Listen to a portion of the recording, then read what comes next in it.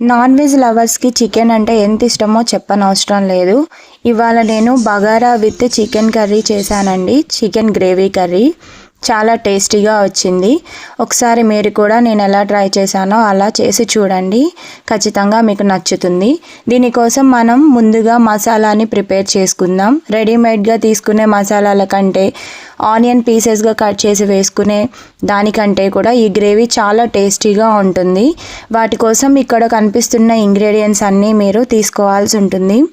ఈ మసాలా కోసం నేను కొంచెం కొబ్బరి ముక్కలు, అలానే దాల్చిన చెక్క, కొంచెం లవంగాలు, మేతి, బగారా ఆకు, అలానే కొన్ని మసాలా దినుసులు ఇంకా ఏవైనా యాడ్ చేసుకోవాలనుకుంటే అవి మీరు యాడ్ చేసుకోవచ్చు.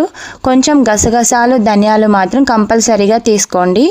వాటితో పాటుగా కొంచెం ఆనియన్ కూడా కట్ చేసుకొని అదంతా కూడా మిక్సీ పట్టుకోవాలి. అలానే బగారా కోసం బగారా మసాలా దినుసులు కూడా నేను తీసుకున్నాను. మీ దగ్గర ఏవైతే అవైలబుల్గా ఉంటాయో అవి తీసుకోండి. అలానే నేను ఒక 3 కప్స్ బాస్మతి రైస్ని కడిగి నానబెట్టుకోవాలి. పుదీనా, కొత్తిమీర, పచ్చిమిర్చి, ఆనియన్ని కట్ చేసుకొని, అలానే మనం ముందు మసాలా తయారు చేసుకోవాలి అనుకున్నాం కదా, అది నేను మిక్సీ పట్టుకున్నాను. ఇవన్నీ రెడీ అయిన తర్వాత ఒక బాండీ పెట్టుకోవాలి. అందులో ఖచ్చితంగా నెయ్యిని, అలానే కొంచెం ఆయిల్ని వేసుకొని వేడి చేసుకున్న తర్వాత మనం బగారా కోసం తీసుకున్న మసాలా దినుసులు వేసుకొని, అలానే పచ్చిమిర్చి, ఆనియన్ పీసెస్ కూడా వేసుకోవాలి. ఒకటేసారి పుదీనా కూడా వేసేసుకొని అంతా కూడా బాగా ఫ్రై అయ్యేలాగా కలుపుకోవాలి. అంతా ఫ్రై అయిన తర్వాత కొంచెం ధనియా పౌడర్ని యాడ్ చేసుకున్నాను.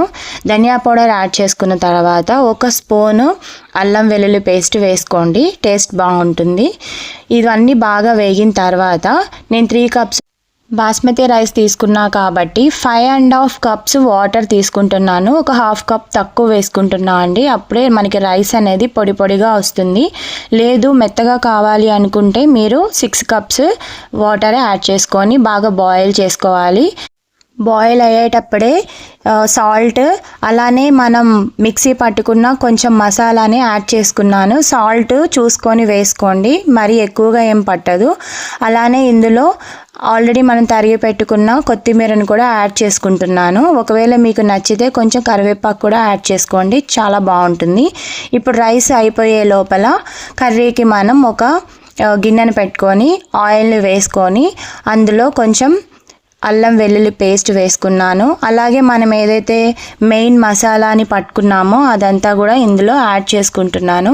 ఒకసారి పచ్చివాసన పోయే వరకు దాన్ని ఫ్రై చేసుకోవాలి. ఇక్కడ నేను కొంచెం కరివేపాకు కూడా యాడ్ చేసుకున్నాను. 1 స్పూను పసుపుని యాడ్ చేసుకొని బాగా ఫ్రై చేసుకోండి. కరివేపాకు మీకు ఇష్టం లేకపోతే స్కిప్ చేసేయచ్చు, బట్ టేస్ట్ మాత్రం చాలా బాగుంటుంది. ఇప్పుడు మనం క్లీన్ చేసి వాష్ చేసుకున్న చికెన్ పీసెస్ని యాడ్ చేసుకోవాలి. చికెన్ పీసెస్ని వేసిన తర్వాత మొత్తం అంతా ఒకసారి కలుపుకోవాలి. మసాలా అంతా కూడా ముక్కలకి పట్టేలాగా ఒకసారి కలుపుకొని మూత పెట్టేసి కాసేపు మగ్గనివ్వాలి. ఇది మగ్గే లోపల రైస్ అనేది ఉడికిపోయిందండి. మధ్య మధ్యలో చూసుకుంటూ ఉండాలి రైస్ని కూడా. రైస్ అయితే పర్ఫెక్ట్గా ఉడికిపోయింది. నేను ఆఫ్ చేసి పక్కన పెట్టుకున్నాను. 10 మినిట్స్ తర్వాత చికెన్లో ఉన్న వాటర్ అంతా బయటకు వచ్చేసిందండి. దాన్ని కూడా బాగా మగ్గనిచ్చాను. మగ్గనిచ్చిన తర్వాత ఒక 2 స్పూన్స్ కారం, 1 స్పూను సాల్ట్ యాడ్ చేసుకొని మొత్తం బాగా కలుపుకోవాలి.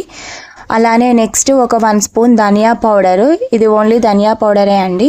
నెక్స్ట్ 1/2 స్పూన్ గరం మసాలా వేసుకున్నాను. ఈ గరం మసాలా అనేది కూడా ఇంట్లో ప్రిపేర్ చేసుకుందే.